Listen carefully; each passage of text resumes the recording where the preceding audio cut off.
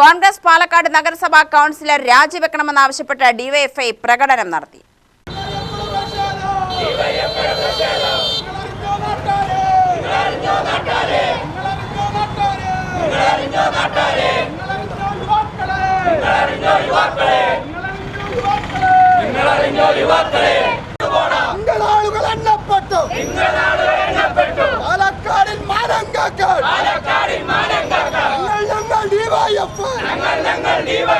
ജോലി കൊടുക്കാമെന്ന് പറഞ്ഞ് പാവപ്പെട്ട പെൺകുട്ടിയെ പീഡിപ്പിച്ചതറിഞ്ഞില്ലേ?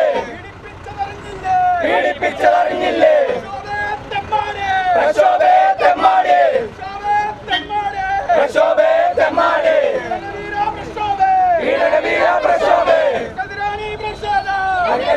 പ്രതിഷേധം. ലൈംഗിക പീഡന പരാതി നേരിടുന്ന പ്രക്ഷോഭ് രാജിവെക്കണമെന്നും ഷാഫി പറമ്പിൽ എം പി കോൺഗ്രസിൽ സ്ത്രീ പീഡകരെ സംരക്ഷിക്കുകയാണെന്നും പ്രകടനക്കാർ ആരോപിച്ചു. സംസ്ഥാന കമ്മിറ്റി അംഗം എസ് വിപിൻ ഉദ്ഘാടനം ചെയ്തു. ഒരു പെൺകുട്ടി മാധ്യമത്തിന് മുമ്പിൽ വന്നുകൊണ്ട് പറയുകയാണ്, ഇതാ എന്നെ ഒരു കോൺഗ്രസിന്റെ കൗൺസിലറായിട്ടുള്ള പാലക്കാട് മുനിസിപ്പാലിറ്റിയുടെ കോൺഗ്രസിന്റെ കൗൺസിലറായിട്ടുള്ള പ്രക്ഷോഭ്, ആ പ്രക്ഷോഭിന്റെ അച്ഛന്റെ കടയിലേക്ക് ജോലി തേടി വരികയും പഠനത്തിന്റെ ആവശ്യവുമായി പാലക്കാട് നിൽക്കെ ഇവിടെ ഗസ്റ്റായിക്കൊണ്ട് ഒരു വീട്ടിൽ താമസിച്ചു കൊണ്ടിരിക്കെ നിരവധി തവണ അച്ഛന്റെ കടയിൽ ചായ കുടിക്കുന്നതിന് വേണ്ടി പോയിട്ടുണ്ട്. അങ്ങനെ ചായ കുടിക്കുന്ന വേളയിലെല്ലാം അച്ഛനുമായി വലിയ സൗഹൃദമുണ്ടായി. പിന്നീട് അച്ഛൻ വളരെ അപമര്യാദയായി പെരുമാറി. അങ്ങനെ അച്ഛൻ അപമര്യാദയായി പെരുമാറിയപ്പോ ആ പ്രശ്നം സോൾവ് ചെയ്യാനെന്ന രീതിയിൽ ആ വിഷയം ഇല്ലാതാക്കുന്നതിന് വേണ്ടി മകൻ പോവുകയാണ്. ആരാണ് മകൻ? ഈ നഗരസഭയിലെ 24-ാം വാർഡിന്റെ കൗൺസിലറായ കോൺഗ്രസിന്റെ കൗൺസിലർ പോവുകയാണ്.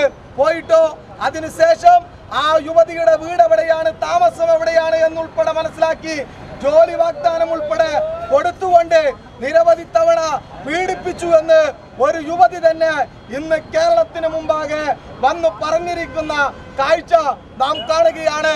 ഈ പാലക്കാടൻ ജനത കുറച്ചു ദിവസങ്ങൾക്ക് മാസങ്ങൾക്ക് മുമ്പാണ് ഇതുപോലെ ഈ കേരളത്തിന് മുമ്പിൽ, രാജ്യത്തിന് മുമ്പിൽ തന്നെ തലകുനിക്കുന്ന നിലയിൽ സ്ത്രീകളുടെ ആത്മാഭിമാനത്തിനെ ചോദ്യം ചെയ്യുന്ന ഒരു MLA ആണല്ലോ ഞങ്ങൾ ഈ പാലക്കാട് നിന്ന് തെരഞ്ഞെടുത്തത് എന്നതിൽ തലക്ക് കൈവച്ച് നിൽക്കുകയാണ് രാഹുൽ മാങ്കുട്ടം എന്ന് പറയുന്ന പീഡനവീരനായിട്ടുള്ള ഈ ആളെ കൊണ്ട്.